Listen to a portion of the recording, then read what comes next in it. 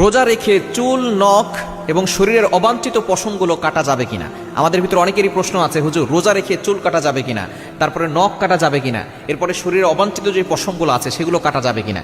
আমাদের আগে জানতে হবে রোজার সংজ্ঞাটা কি। রোজার সংজ্ঞা হচ্ছে সুবে সাদেক থেকে নিয়ে সূর্যাস্ত পর্যন্ত এই সময় খাবার থেকে দূরে সরে আসা, খাবার থেকে বিরত থাকা, পানাহার থেকে বিরত থাকা, স্ত্রী সহবাস থেকে বিরত থাকা।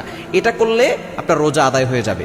এখন রোজা রাখার সাথে এই যে চুল কাটা, তারপরে নখ কাটা, এগুলোর কোনো সম্পর্ক নাই। আপনি রোজা রেখে এগুলো কাটতে পারবেন, কোনো সমস্যা নাই।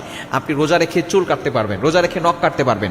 এবং অবাঞ্ছিত যে পশমগুলো আছে এগুলো কিন্তু 40 দিনের বেশি রাখা ঠিক নয়। আপনার নামাজ, রোজা এগুলো কিন্তু আল্লাহর কাছে গ্রান্টেড হবে না, অ্যাকসেপ্ট আল্লাহ তাআলা করবেন না যদি আপনার শরীরের অবাঞ্ছিত পশমগুলো বড় হয়ে যায়। আমরা অনেকেই দেখা যাচ্ছে উপর দিক দিয়ে ফিটফাট থাকি আর ভিতর দিক দিয়ে সতর্ক থাকি। ভিতর দিক দিয়ে আপনাকে সঠিকভাবে থাকতে হবে। আপনি পরিষ্কার পরিচ্ছন্ন থাকবেন।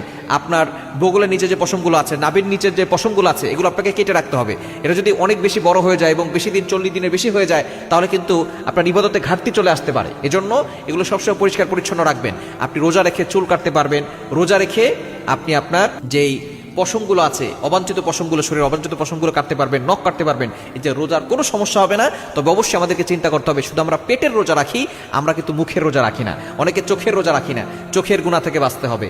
পেটের রোজার পাশাপাশি পেট ক্ষুধার্ত আছে কিন্তু আমরা চোখ দ্বারা গুনাহ করি, হাত দ্বারা গুনাহ করি, পা দ্বারা গুনাহ করি। এই গুনাহ থেকে আমাদেরকে দূরে সরে আসতে হবে।